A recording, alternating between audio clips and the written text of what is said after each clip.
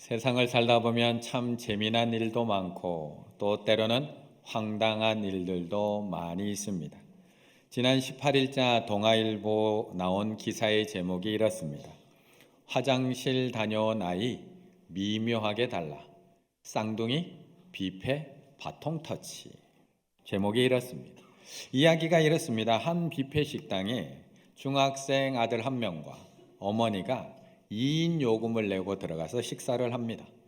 그런데 조금 있다가 식사를 하던 그 중학생 아이가 일어나서 화장실을 간다고 나갔는데 다시 돌아온 아이가 종업원 눈에 보기에는 왠지 뭔가 조금 달라 있는 겁니다. 미묘하게 머리 길이가 살짝 다르고 아까 화장실 간다고 나간 아이는 분명히 얼굴에 분명한 점이 하나 있었는데 이 아이 얼굴엔 점이 없는 겁니다. 그리고 나간 아이가 들고 있던 핸드폰은 아이폰이었는데 들어올 때 들고 있는 아이의 폰은 갤럭시였던 겁니다. 그래서 이 종업원이 혹시 쌍둥이인데 2인 요금을 내고 바통 터치하면서 번갈아며 3인이 이용하고 있는 건 아닌가 라는 생각이 들었습니다. 그래서 혹시나 하는 마음에 이를 매니저에게 보고하게 됩니다. 이 이야기를 들은 매니저, 에이, 소설 쓰냐? 엄마가 그런 일을 하겠어? 허허 웃으면서 지나가려고 합니다. 그런데 그 옆에 있던 점장, 확실해? 라고 묻더니 학생이 나갔다 들어온 그 시점에 CCTV를 돌려서 확인을 해봅니다. 하지만 미묘한 듯 맞는 것 같으면서도 아닌 것 같고 똑같은 것 같으면서 다른 것 같고 그런데 이 점장님이 대담하게 이 학생의 엄마를 찾아갑니다. 그리고 묻습니다. 3인이 이용하셨네요. 학생이 번갈아 가면서 입장하는 장면이 CCTV에 다 잡혔어요. 그러자 이 엄마가 놀란 얼굴로 벌벌 떨면서 아니에요 라고 대답을 합니다. 이후 점장은 그 어머니에게 신고는 안 할 테니까 3인 요금 내고 드세요 라고 이야기를 하자 이 어머니의 대답, 네 그럼 3인 요금 낼게요 라고 하더니 어디론가 전화를 합니다. 그리고 잠시 후 이 아이와 똑같은 아이가 갑자기 한 명이 들어옵니다. 그리고 셋이 오손도손 둘러앉아서 맛있게 식사를 하고 돌아갔다는 기사였습니다. 참 우픈 이야기입니다. 웃기면서도 슬픈 이야기. 설마 엄마가 아이들한테 이런 걸 시킬까? 설마 엄마가 아이들한테 이런 걸 가르칠까 싶은데 요즘에는 이런 일들도 종종 일어나는 것 같습니다. 쌍둥이는 이처럼 헷갈립니다. 똑같은 것 같기도 하고 아닌 것 같기도 하고 비슷한 것 같기도 하고 조금 다른 것 같기도 하고 자세히 보지 않으면 헷갈릴 때가 참 많이 있습니다. 그런데 우리가 성경을 읽다 보면 이런 비슷한 사건들이 우리의 눈에 들어옵니다. 비슷한 것 같기도 하고 아닌 것 같기도 하고 똑같은 것 같기도 하고 다른 것 같기도 하고 한 그런 비슷한 두 개의 사건, 바로 우리가 잘 알고 있는 오병이어의 사건과 오늘 우리가 함께 읽은 바로 칠병이어의 사건이 바로 그러한 본문입니다. 오늘 본문 2절의 말씀 함께 있습니다. 2절입니다. 내가 내가 무리를 무리를 불쌍히 여기노라. 그들이 나와 함께 있은지 이미 사흘이 지났으나 먹을 것이 없도다. 아멘. 우리는 대부분 이 오병이어의 사건에 대해서는 잘 알고 있습니다. 왜냐하면 마태, 마가, 누가, 요한 사복음서에 다 나올 만큼 너무 유명한 사건이기 때문입니다. 그런데 이와 너무나 비슷한 오늘 본문의 칠병이어의 사건은 마태복음과 마가복음에만 기록이 되어 있습니다. 거기다가 오병이어의 사건과 너무 닮아 있어서 가끔 헷갈리기도 합니다. 똑같은 것 같기도 하고 다른 것 같기도 하고. 때로는 어떤 신학자는 같은 사건이라고 이야기하기도 합니다. 떡이 5개에서 2개 더 많아진 것밖에 없기 때문에 왠지 비슷해 보입니다. 사실 2개의 사건이 시간차도 그렇게 길지가 않습니다. 마태복음 14장에 오병이어의 사건이 나오는데 바로 이어서 15장의 칠병이어의 표적을 예수님이 베푸십니다. 오늘 마가복음에서도 마가복음 6장에서 오병이어의 사건을 예수님이 보여주십니다. 그런데 2장 지나서 8장에서 오늘 칠병이어의 사건을 베풀어 주십니다. 기도하시는 것도 비슷하고요. 나누어 주시는 것도 비슷합니다. 남은 음식의 종류는 다르지만 12바구니 7강줄이 넉넉히 베풀어 주신 것도 왠지 비슷합니다. 그래서 때로는 이 두 개가 같은 것 같기도 하면서 다른 것 같기도 합니다. 그런데 이 둘에는 가장 핵심적인 차이가 있습니다. 가장 중요한 차이. 그것은 바로 이 표적을 베푸시는 대상이 다르다는 겁니다. 이 표적을 누구에게 베푸시느냐? 마가복음 6장에 나오는 오병이어의 사건은 같은 동족인 유대인들에게 베풀어 주시는 표적 사건이었습니다. 반면에 오늘 본문 마가복음 8장에 나오는 이 칠병이어의 사건은 이방 땅 데가볼리라는 땅에서 이방인들에게 베풀어 주셨던 표적이었다는 겁니다. 그래서 마가복음 7장 31절에 보면 예수께서 다시 두로 지방에서 나와 시돈 이방인 시돈을 지나고 데가볼리 지방을 통과하여 갈릴리 호수에 이르시매 비슷해 보였던 이 사건이 여기서 달라 보이기 시작을 합니다. 유대인과 이방인. 그래서 기적을 베푸시는 장소도 갈릴리 서편과 갈릴리 동편으로 나뉘어집니다. 그리고 오병이어를 베푸시는 그 순간에는 그날 저녁에 기적을 베푸시는데 칠병이어는 멀리서 따라온 사람들이 있었기 때문에 사흘 동안이나 예수님을 따라온 무리들에게 예수님이 표적을 베풀어 주십니다. 오병이어는 한 아이가 가지고 온 빵과 물고기로 표적을 베푸시는데 칠병이어는 제자들이 직접 가지고 온 빵과 물고기로 기적을 베푸십니다. 그리고 남은 음식을 담는 그릇도 12바구니와 7광주리로 대상에 따라 나누어집니다. 유대인들이 남긴 음식은 12바구니에 담습니다. 12바구니는 12지파를 의미하기도 하지만 코피너스라는 단어를 써서 도시락을 의미합니다. 입구가 작은 도시락. 왜냐하면 유대인들은 남이 음식을 만지게 되면 부정해진다라고 생각하고 있었기 때문에 남이 함부로 만지는 음식을 싫어해서 그 음식은 작은 도시락, 입구가 작은 도시락에 담아서 12바구니를 남겨주십니다.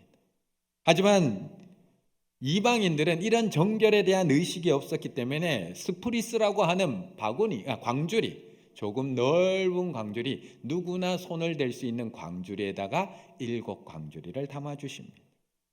이처럼 이 두 개의 사건은 비슷해 보이지만 너무나 큰 차이를 가지고 있습니다.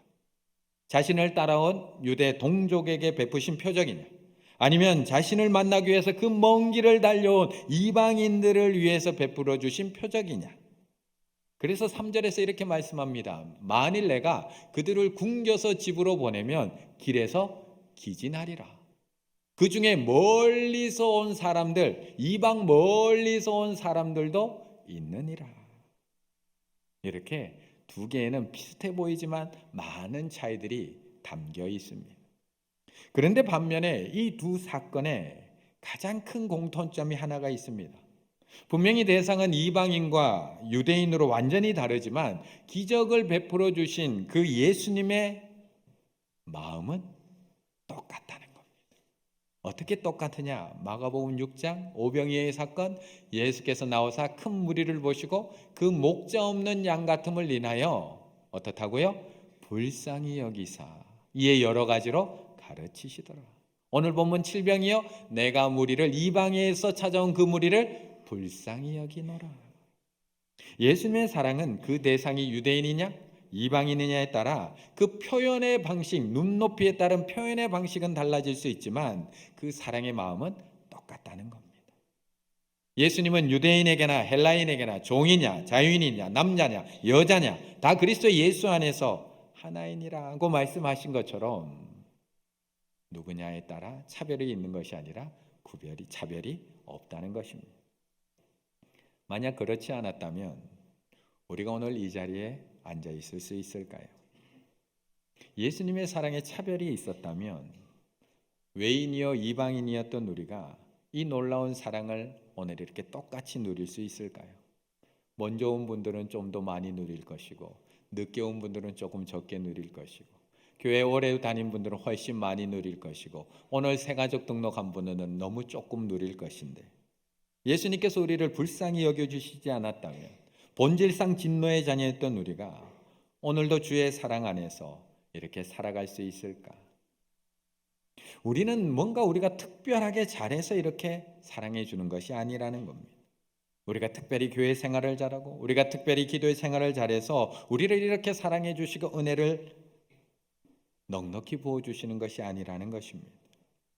예수님의 그 마음, 우리를 사랑하시는 그 불쌍히 여기시는 사랑하는 마음이 없다면 우리는 오늘도 이 자리에 있을 수 없다는 것입니다.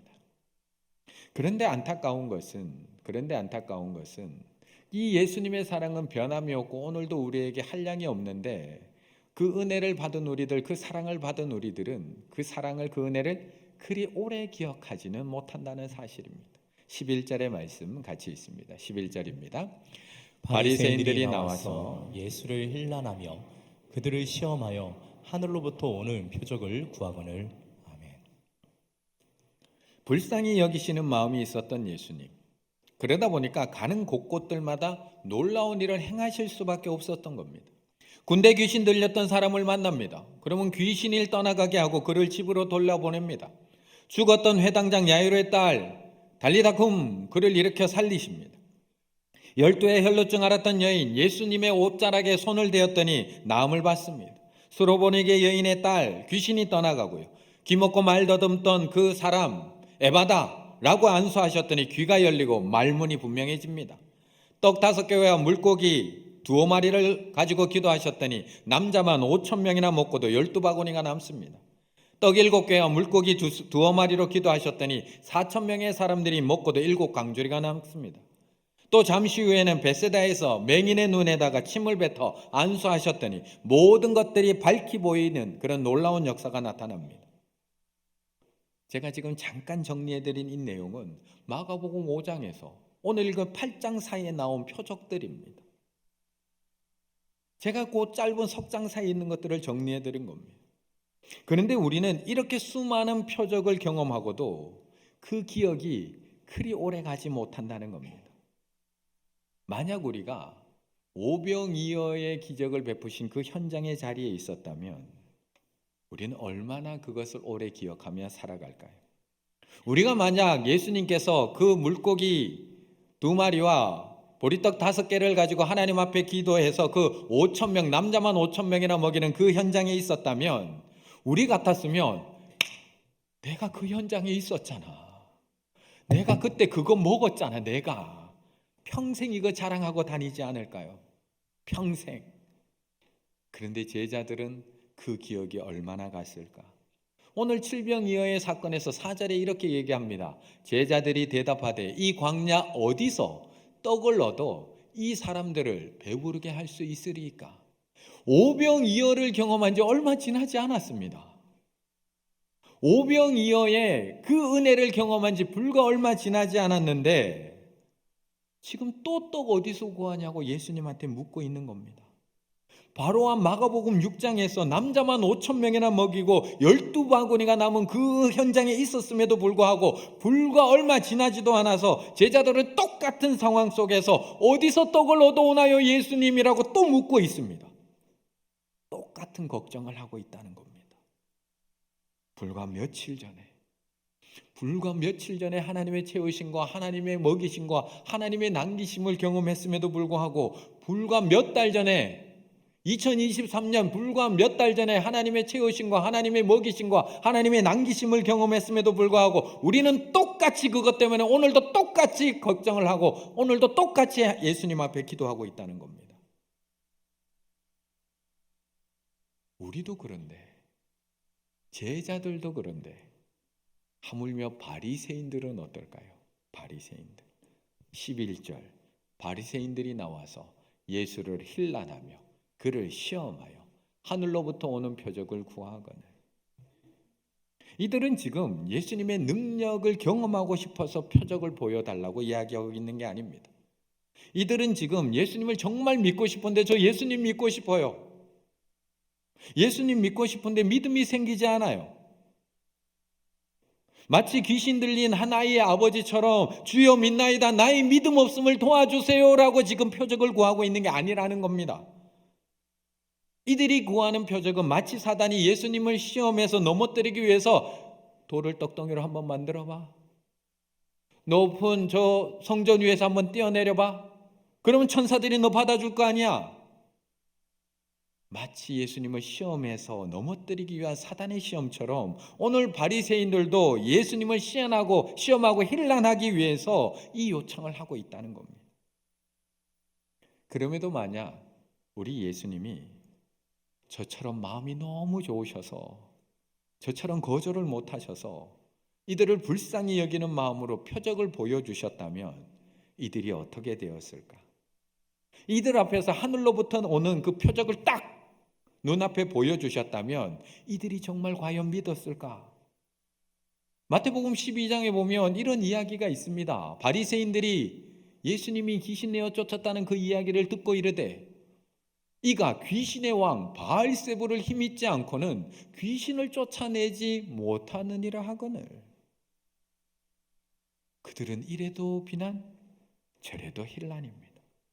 예수님이 귀신을 쫓아냈다고 하면 귀신의 왕 바알세불을 힘입어서 쫓아냈다고 비난을 하고, 예수님이 귀신을 쫓아내지 않으면 저거 보라고 소문만 무성하지 아무것도 못한다고, 귀신 하나 쫓아낼 능력도 없다고 비난한다는 것입니다. 어제 우리 귀한 자녀들이 라오스 다녀왔습니다. 다녀오는 길에 예쁜 선물 사가지고 오면 뭐 이런 데다가 돈을 쓰냐고 뭐라고 합니다. 아무것도 안 사오면 야 외국 갔다 왔는데 아무것도 안 사오냐? 라고 뭐라고 합니다. 목소리가 좀 크면 귀청 떨어지겠다고 뭐라고 합니다. 목소리가 좀 작으면 야 모기가 지나간다고 들리지도 않는다고 책 잡습니다. 열심히 알아서 열심히 일하는 사람에게는 왜 시키지도 않는 일 하냐고 뭐라고 하고, 또 뭐라고 할까 봐 겁이 나서 물어봐서 뭘 좀 하려고 하면 그런 것까지 다 일일이 가르쳐줘서 해야 되냐고 또 뭐라고 합니다. 누구는 이렇게 해도 예쁘고 저렇게 해도 잘했다고 칭찬하는데 누구는 이렇게 해도 꼴보기 싫고 저렇게 해도 믿기만 하다는 겁니다. 그렇다면 예수님이 표적을 보여주셨다면 정말 믿었을까요? 한 개가 아니라 한 10개쯤 쭉 순서대로 표적을 보여주셨다면 오늘 이들이 믿었을까요? 출애굽 때 하나님이 그 일을 한번 하십니다. 출애굽시킬 때 하나님이 10가지 재앙을 애굽 땅에 보여주십니다. 그들에게는 재앙이었지만 우리들에게는 표적입니다. 하나님이 얼마나 위대하신 분인지, 하나님이 어떻게 만물의 주인 되시는지, 하나님이 얼마나 무서운 분인지를 보여준 10가지의 놀라운 표적들입니다. 강이 피로 변하고 개구리가 올라오고 파리떼, 악성 종기, 우박, 메뚜기, 흑암, 이런 표적들이 어디 있나요? 하나님이 만물을 다스린다는 표적들인데. 그런데 이 10가지를 보여줬을 때 바로가 하나님을 믿던가요? 도리어 더 완악해지던가요? 그 표적을 보여줄 때마다 바로의 마음은 더 완악해져서 결국에는 그들을 죽이러 쫓아가기까지 합니다. 한 번만 보여주면 믿는다고요? 딱 한 번만 보여주면 제가 믿겠습니다. 그런데 사실 믿음은 그렇게 생기지 않는다는 것 우리 너무나 잘 알고 있습니다. 오늘 본문에서도 예수님께서 그렇게 보여주고 있는 겁니다. 제가 5장부터 8장까지 그 많은 표적들을 지금 계속 얘기해 드리잖아요. 그렇게 보여주고 있음에도 불구하고 믿지 못하는 저 바리새인들, 저 사람들은 점점 예수를 미워하고 죽이려고 작정할 뿐이었다는 겁니다. 그래서 예수님은 그들에게 표적을 보여주시지 않고 다시 배를 타고 그 자리를 떠나시게 됩니다. 14절의 말씀 같이 있습니다. 14절입니다. 제자들이 떡 가져오기를 잊었음에 배에 떡 한 개밖에 그들에게 없더라. 아멘. 예수님께서는 도리어 힐난하고 책 잡으려고 하는 바리새인들을 피해서 다시 배에 오르십니다. 그리고 건너편으로 가십니다. 그런데 제자들의 건망증, 아까 전에 7병이의 표적 속에서도 5병이었대의 그 기억조차도 기억하지 못하고 있던 그 제자들의 건망증은 이번에도 또 이어집니다. 예수님께 어디서 이 많은 떡을 구해오냐고 물었던 그 건망증이 배를 타고 가는 중에 또 반복이 됩니다. 이번에는 7 광줄이나 남겨주셨던 그 떡을 몽땅 다 놓고 온 겁니다. 14절, 제자들이 떡 가져오기를 잊었음에, 제자들이 떡 가져오기를 잊었음에 배 떡 한 개밖에 그들에게 없더라. 아니 한두 개가 아닙니다. 7 광줄이나 남겨주셨습니다. 7 바구니가 아니라 7 광줄이나 남겨주셨습니다. 그것도 예수님이 직접 축사하시고 축복하셔서 표적의 징표로 남겨주신 떡이 무려 7 광줄이었습니다. 그런데 어떻게 하나도 안 챙겨올 수 있었나요? 어떻게 하나도 그 많은 떡들 가운데 자기 먹을 거라도 하나씩 다 챙겨왔어야 되는데 어떻게? 아마 우리 교회 같았으면 난리 났을걸요. 총무 누구예요? 총무. 오늘 주방 봉사팀 누구예요? 봉사팀 몇 조예요? 몇 조? 봉사팀이 안 챙겼으면 성gin팀이라도 챙겨. 목사님, 담당 목사님. 우리 같았으면 뒤에 나오는 사람이라도 챙겼어야지 난리 났을 겁니다. 어제 우리 중고등부 우리 학생들, 선생님들 56명이 라오스 선교 잘 다녀왔습니다. 우리 성도님들의 관심과 또 사랑과 기도 속에서 정말 사역들 잘 마무리하고 아이들이 또 건강한 모습으로 또 집으로 교회로 잘 돌아왔습니다. 7일간의 일정 가운데 또 하나님께서 함께해 주심으로 또 거기서 예정된 일정들 잘 소화했고 또 아이들도 많은 은혜 가득 담아서 또 교회로 돌아왔습니다. 이 모든 것들 하나님이 하신 줄로 믿습니다. 하나님 앞에 영광의 박수로 이 시간 영광을 올려드리겠습니다. 그런데 그렇게 돌아온 아이들, 그 가방 안에는 뭐가 하나씩 들어있을까요? 뭐가 하나씩. 그래도 라오스 다녀왔는데, 그래도 외국 다녀왔는데 그 가방 안에 뭐가 하나씩 들어있을까요? 기념품 하나씩 들어있든지, 가족에게 줄 선물 하나씩 들어있습니다. 저희 딸도 프리미엄 건망고 5봉지 사왔습니다. 5봉지.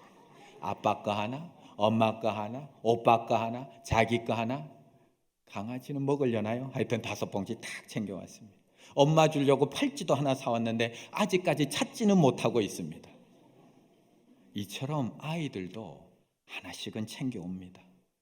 어디를 갔다 오면 하나씩은 챙겨옵니다. 기억하고 싶어서, 누군가 주고 싶어서, 기념하고 싶어서 하나씩은 꼭 챙겨옵니다. 그런데 제자들 오늘 새까맣게 입고 있습니다. 그것도 그 놀라운 경험을 했는데, 그 놀라운 4,000명이나 먹는 놀라운 경험을 하고 7 광줄이나 남는 놀라운 경험을 했는데 제자들이 떡 가져오기를 잊어버리매.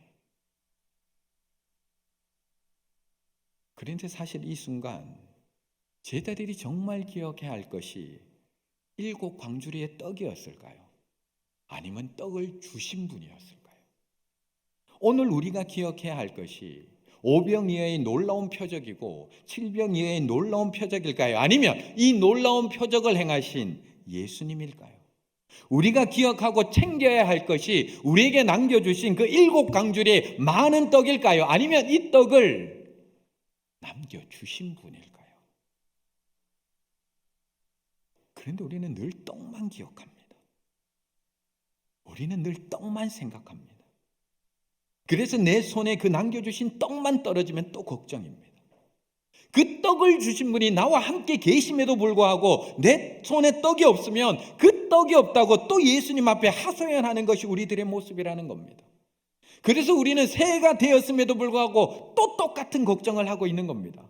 여전히 놓고 온 떡만 생각하며 아쉬워합니다. 그거 가지고 왔어야 되는데 어떻게 돌아가서 다시 가져올 수도 없고 지금 가지고 있는 돈으로 조금 사볼까? 제자들이 하고 있는 이야기가 지금 그 이야기인 겁니다. 그 떡을 주신 분이 나와 함께 계심에도 불구하고 떡 고민만 하고 있다는 겁니다. 그런데 그런 걱정을 하고 있는 제자들에게 예수님께서 이렇게 말씀하시는 겁니다.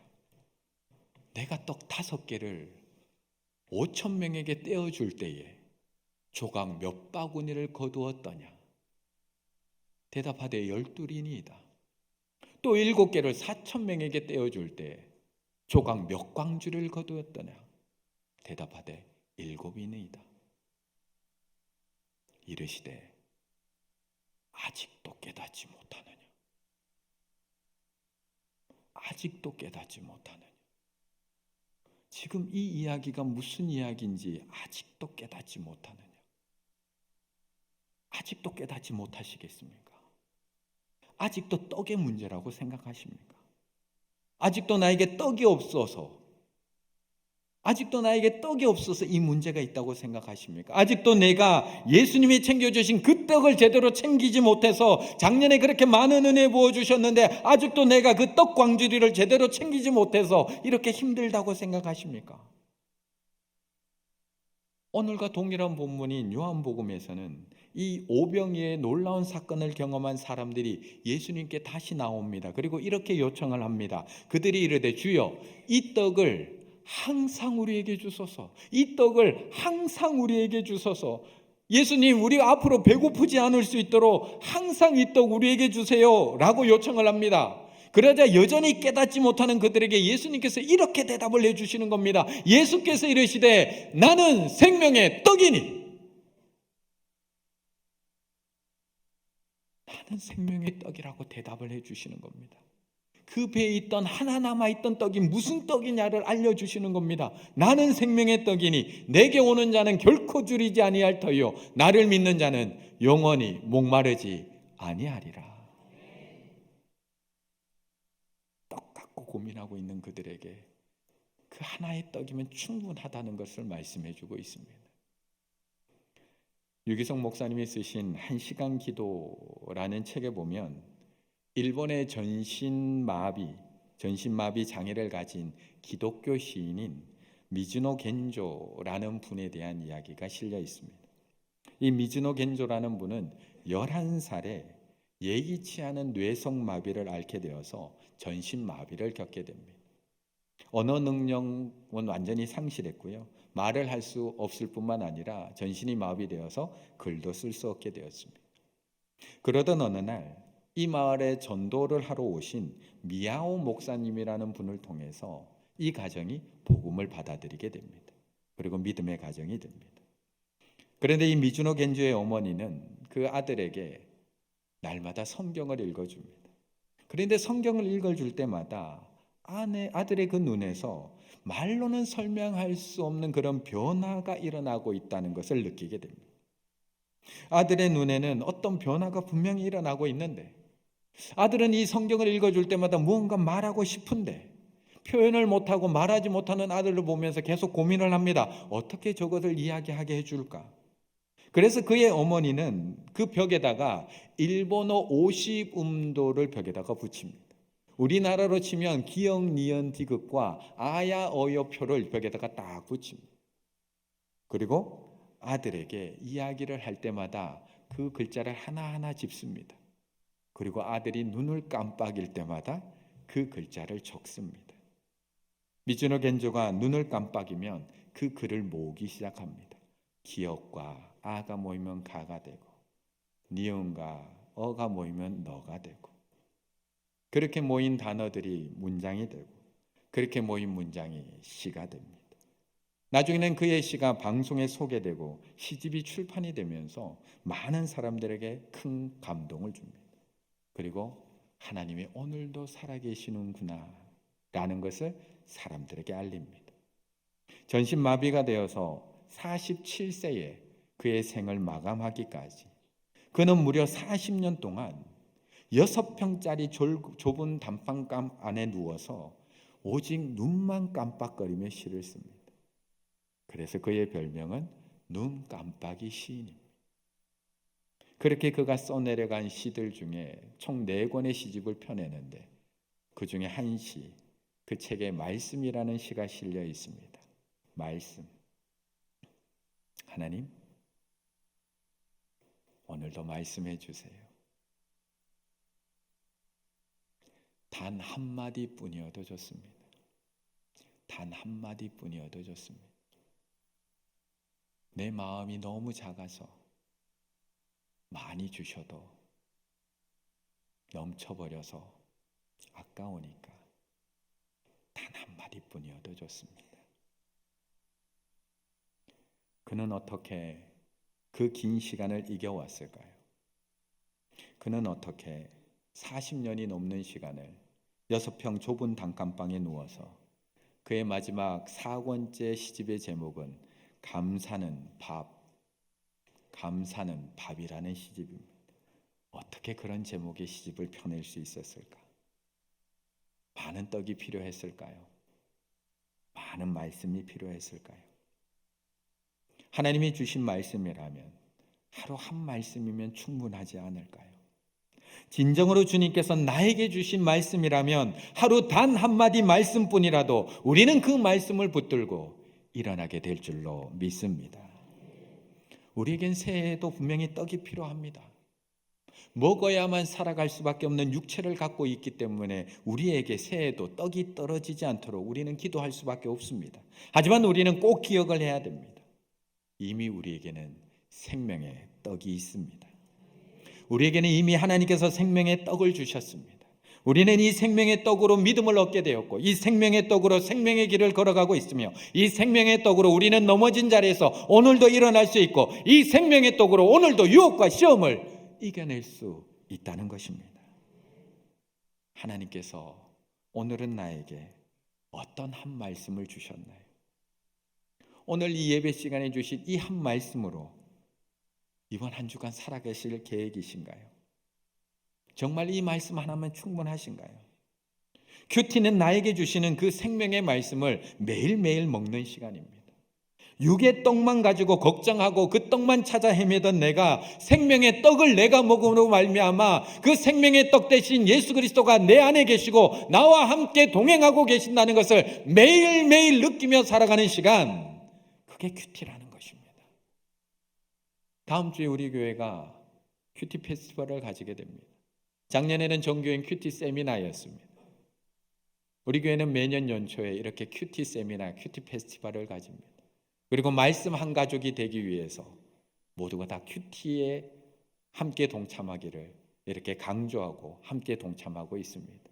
자세한 내용은 주보 안에 자세히 나와 있습니다. 충일교회 교인이라면 주일날 들은 그 말씀으로 한 주간을 살아가는 것이 아니라 하루하루 하나님께서 나에게 주신 말씀으로 살아가야 하기 때문에 그래서 매년 연초가 되면 종교인이 함께 큐티 세미나를 하고 또한 큐티 페스티벌을 가집니다.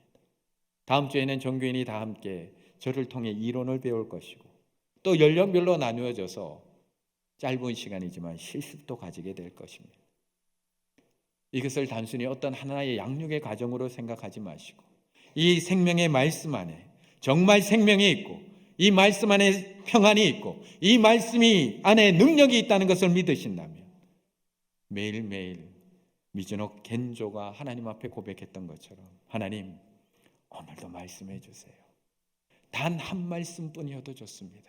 오늘도 말씀해 주세요 라고 하나님 앞에 고백하며 나아가실 수 있는 우리 충일의 가족들 다 되시기를 간절히 바라겠습니다.